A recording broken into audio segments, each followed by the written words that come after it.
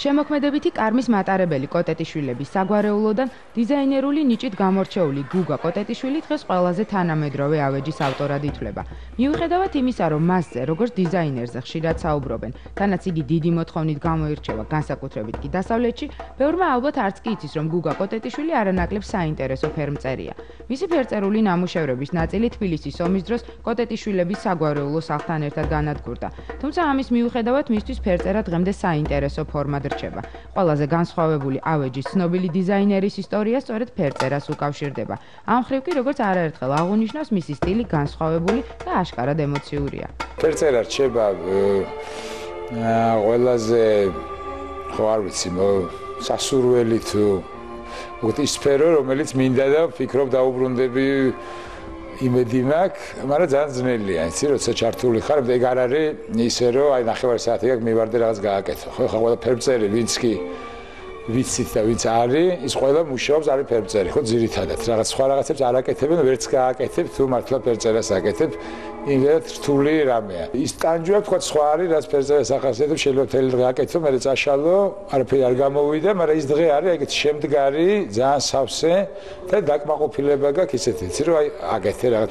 და ნუ ძალიან რთული. სხვადასხვა სტილში ვმუშაობდი, თქვა, დიპლომი მასწავლიდა ედმუნდ კალანდაძე, ამიტომ გადაწყვეტა, რომ აი ის როგორც გვასწავლიდა და რასაც რა მეთოდიკითაც გვასწავლიდა, აი ისე გავაკეთე, თუმცა ის ჩემი სტილი არ არის. მაგრამ იყო ძალიან საინტერესო. აკადემიაში სწავლის დროს გუგა კოტეტიშვილის შემოქმედებაში ბერძნული მითოლოგიაც შემოვიდა, რომელმაც ბევრი რამ განსაზღვრა. დახვეწილმა ბერძნულმა ხელოვნებამ მის ნამუშევრებში გააჩინა მთავარი გმირი, ქალი, ბევრი ემოციითა და განცდით. მითოლოგიისკენ მიდრეკილება მას დღემდე შემორჩა.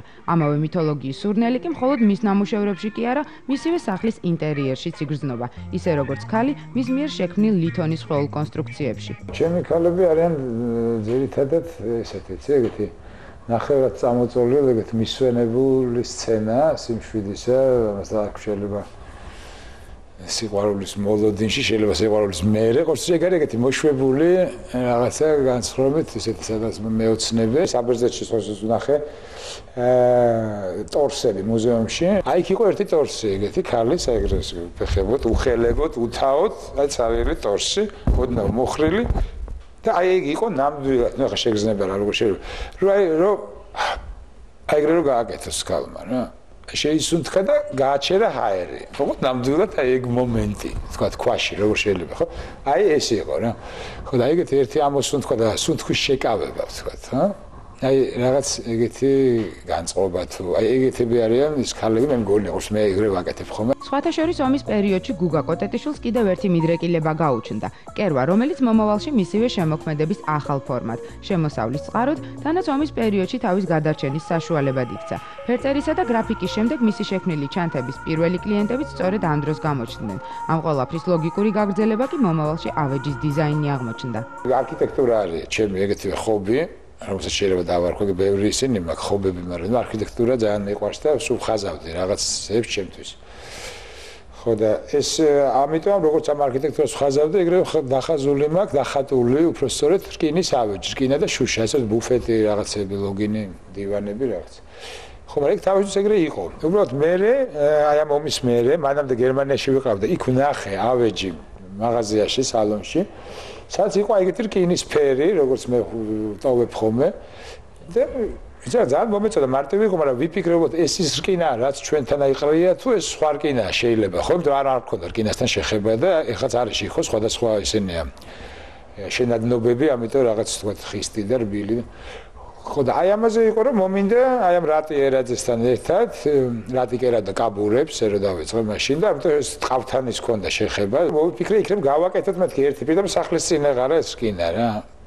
რომ იქნებ ერთი გავაკეთოთ რომ სინჯოთ, ნუ ის ახლა რა უნდა რაღაცა მოგეთ ბოლო გავაკეთეთ ერთის გამი. პირდაპირ დამიკვეთეს 4 სავარძელი, ესე უნახავად, სხვადასხვანაირი სავარძლები, ეგ იყო ეგეთ პირველი დაკვეთა. თითო $80. ეგ იყო მაშინ ჩვენს რა ფულია.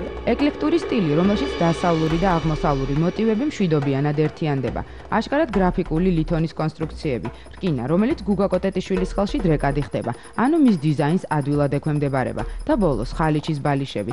ეს კოტეტიშვილის ნამუშევრების მთავარი მახასიათებლებია. იმ ნამუშევრების, რომლებიც დიდი წარმატებით სარგებლობს ევროპაში. მსხვილი დაკვეთებით სწორედ ევროპიდან მოდის, თუმცა დიზაინერს შეკვეთებით საქართველოშიც არ აკლია. ეგ არის ერთ-ერთი ყველაზე მოუხერხებელი სკამი, ეს მოდელი და სწორედ განზრახ არ ვასწორებთ და იმიტომ დაკარგავს იმ იმამაზეს რაც აქვს. სკამს რა არის? თავარი არის გადახრა, ზურგის დახრა. ამას არ აქვს, ეგ არის აბსოლუტურად სწორი. ვინაიდან არის მაღალი და გახრილი, ეს რო კიდე იქით გადაიხაროს, მე მაღალი ძალიან უშნო კონტური რჩება გვერდიდან. და აი ამ სკამს სწორედ ეგ არის ის მოდელი, რომელიც საფრანგეთში იყიდებოდა და ყველაზე მეტი გაიყიდა და ამას სწორედ ყიდულობენ აი ამ მიზნით, როგორც უფრო ცოტა ისეთი არტი და ეგრე კედელთან დგავენ და როგორც კანდაკებას.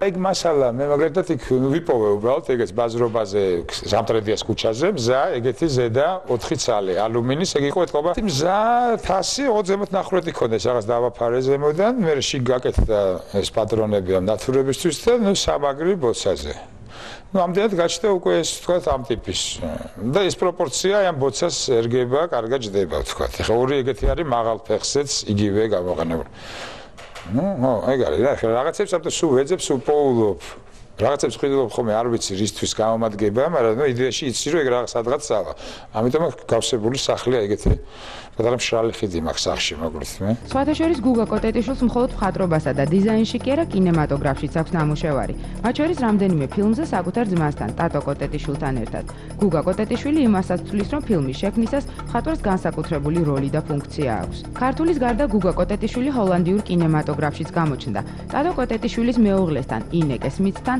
მან ფილმ მაგონიაზე იმუშავა რომლის ნაწილი ჰოლანდიაში ნაწილი კი საქართველოშია გადაღებული სხვათა შორის ეს ფილმი მაყურებელმა 2 წლის წინ კინოფესტივალ პრომეთეზეც იხილა. მე ძალიან მნიშვნელოვანი მგონია კინოში მხატვრობა.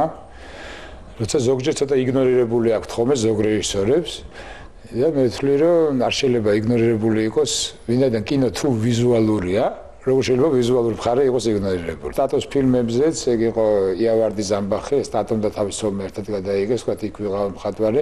მანამდე ანემიას როცა იღებდა, იქ უბრალოდ მე ეგრე ოფიციალურ მხატვარი არ ყოფილა, მაგრამ რაღაცა ეპიზოდებზე ვეხმარებოდი, მონაწილეობას ვიღებდი.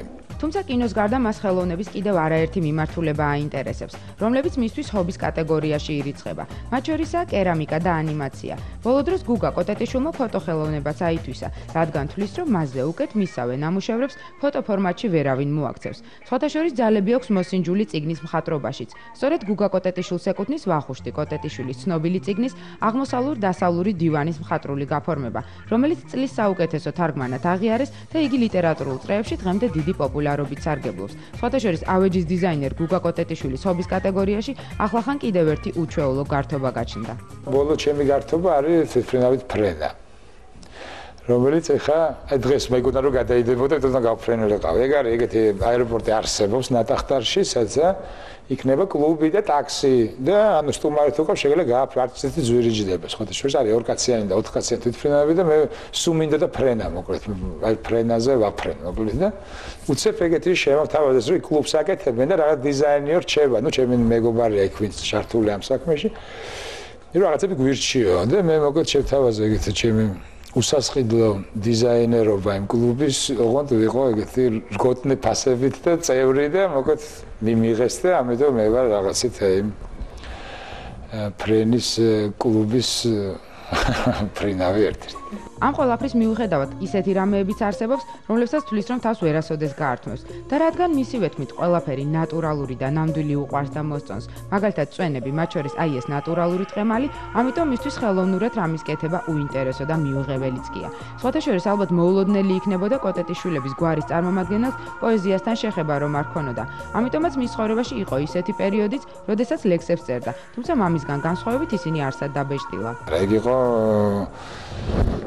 დაუკმაყოფილებელი ვნების შედეგი რა, რასაც შეყვარებული ხარ და იქიდან პასუხი არანაირს ვერ იღებ, მე გადავიდე, ძალიან ცუდად ვიყავი და ლექსების წერა ამ იმეთი რა ქვია და მე ცოტა გავიწაფე, უბრალოდ ბავშვობაში რაღაცა მქონდა მცდელობები, მე დავანებე, მე ამ ხოდეში ისეთი მოთხოვნილება იცი ამ ლექსის წერის და მე საერთოდ მივიდოდი ხოლმე ბლოკნოტს ხედავდი, იქ უბრალოდ დღიური სახით ფიქრობდი, მე გადადიოდი ლექსებში და მე რაღაც ლექსები დარჩა რა, რეულები, რაღაც ლექსები, რომელიც ნუ არის რა და მე სიამოვნებით გადავხედავ ხომ რაღაც იმ პერიოდს გაგონებს. ეს მისი სალონია, რომელიც ერეკლე მეორის ქუჩაზე არსებულ კაფეებისა და გალერეების გვერდით მშვიდობიანად თანაარსებობს. ამავე სალონში გუგა კოტეტიშვილის ბოლოდროინდელ ნამუშევრებსაც შეხვდებით, რომლებიც არც თუ დიდი ხნის წინ გალერეა TMS-ში იყო გამოფენილი. რაც შეეხება უშუალოდ გამოფენებს, გუგა კოტეტიშვილის ანგარიშზე არაერთი ექსპოზიცია ირიცხება, როგორც საქართველოში, ისე მის საზღვრებს გარეთ. სხვათა შორის თბილისში რამდენიმე კაფე სწორედ მისი დიზაინის მეშვეობით იქცევს ყურადღებას, რადგან მათი ინტერიერი აშკარად მოულოდნელი და ერთობ არაორდინალურია. ისევე როგორც მისი სახლი, სადაც შეგიძლიათ ყავა აბაზანაში მიირთვათ და აქვე ეგზოტიკური მცენარეების ცქერით დატკბეთ. ამის გარდა მის სახლში არაერთ საინტერესო ნამუშევარს შეხვდებით. მოკლედ არაორდინალური ავეჯის დიზაინერი ყოველდღიურ ცხოვრებაშიც არაორდინალურია.